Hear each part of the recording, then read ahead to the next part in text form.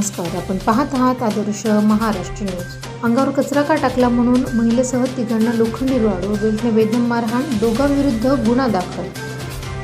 सविस्तर वृत्त असे की अहमदपूर तालुक्यातील हाडोळती येथील महिला सुमनबाई गुरुनाथ राजुरे या दिनांक 26 जून रोजी सकाळी 9 वाजता आपल्या स्वतःच्या घरासमोरील अंगणातील कचरा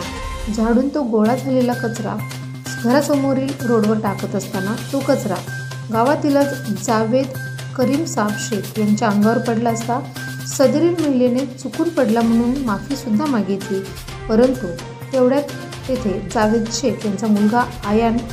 जावेद शेख आला व घडलेला प्रकार बघून महिलेला सुमनबाई गुरुनाथ राजुरे व तिचा मुलगा नामदेव गुरुनाथ राजुरे, पती गुरुनाथ बापूराव राजुरे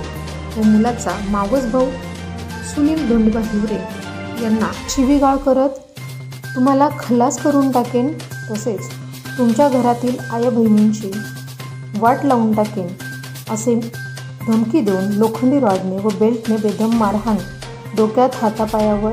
मांडीवर, डोळ्यावर मारहाण करून जीवे मारण्याची धमकी दिली असल्याची घटना